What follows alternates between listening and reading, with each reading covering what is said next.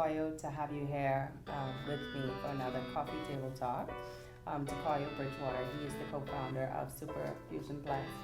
And we just want to have a light conversation as we look on eliminating food wastage here in the Bahamas. What's a very interesting fact is in 2008, Hands for Hunger was started by high school students, and the foundations of the work that we did starting in 2008 was literally collecting surplus food to reduce food wastage, to eliminate food wastage, because there were so many persons that had such a huge need for food that obviously were discarded.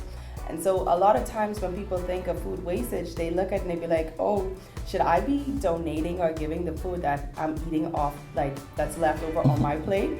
And we always want to educate people to understand, why it's so important for the work that we do.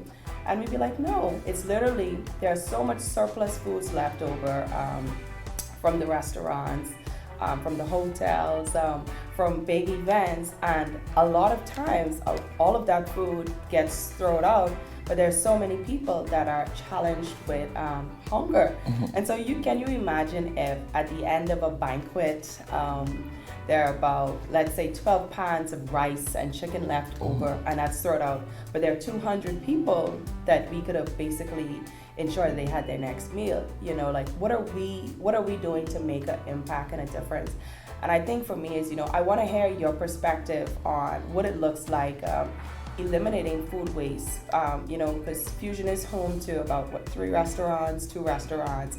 And I know like one of the things that we try to do at H for H is we want to encourage restaurants to give us all of the surplus foods that they have at the end of the evening or the next day, so that we can impact lives.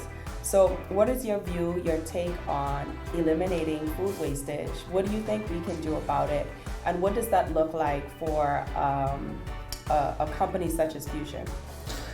Well, first of all, let me thank you for allowing me to sit and have this conversation with you. I would start off by being the individual I am, a very practical individual.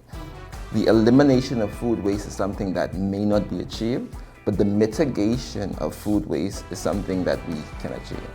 Now, we do know that food wastage starts from the beginning in regards to the manufacturer, in regards to the farmer, straight through the supply chain, wholesaler, supermarkets, retailer, and of course, at the restaurants and at the facilities that I co-own.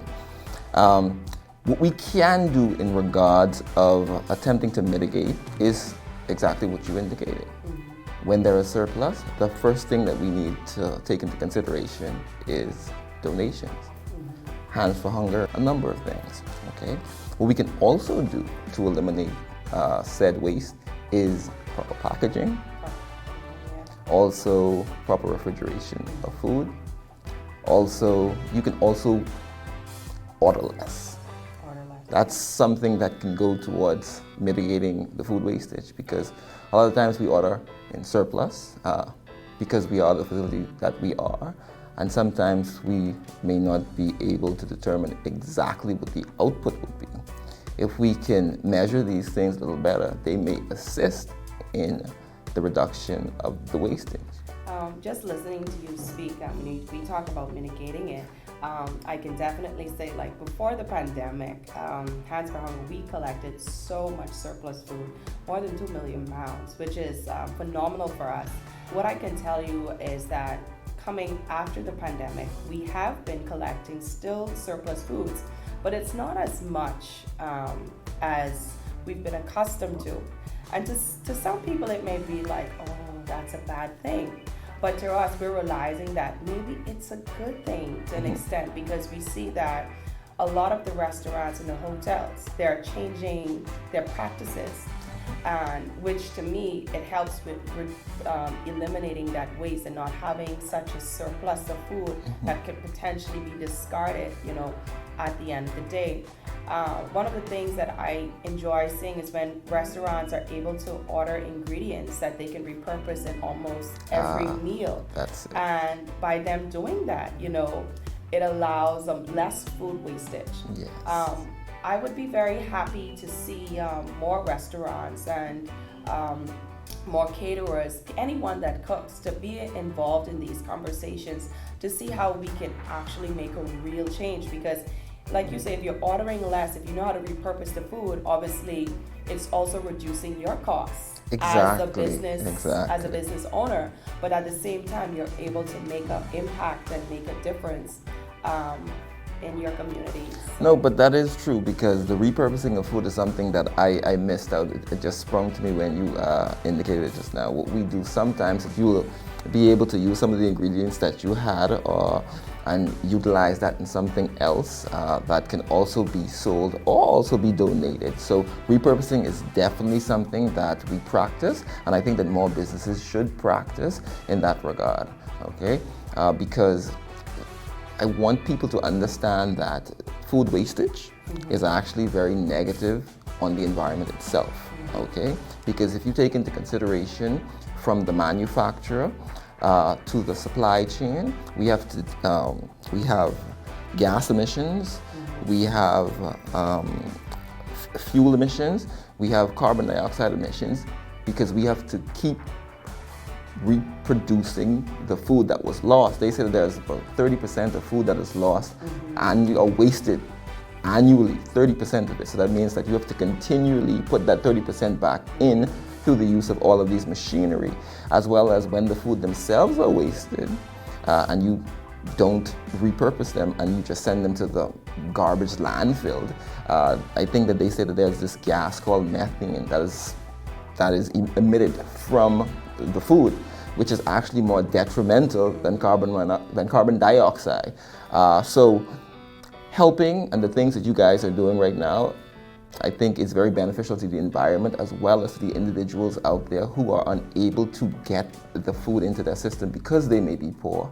And they always say that there is no food shortage. There's just a problem with repurposing or distribution of food to the persons less fortunate. I really loved how you said that, and I think this is why it's so important for us to keep the conversation going, and to include business owners, restaurant owners, anyone that is involved with food, straight down to the convenience stores, so they can understand the impact that we're making in the environment, in our communities, and for the many, many people that actually need food.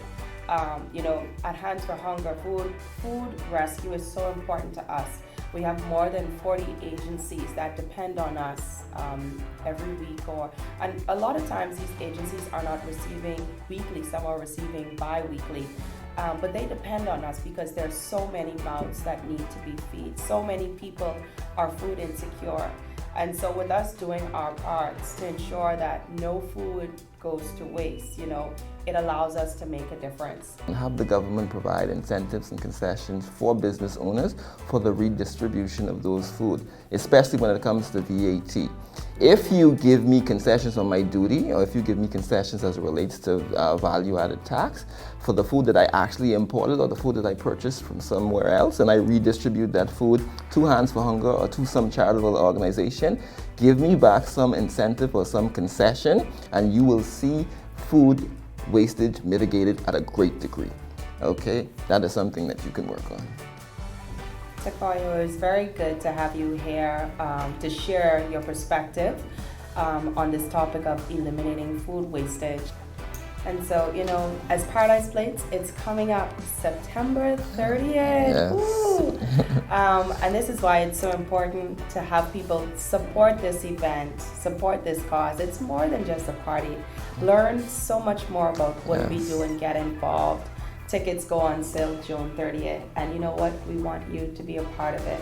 We want you to help us make a difference. We want you to help us make an impact. Until next time.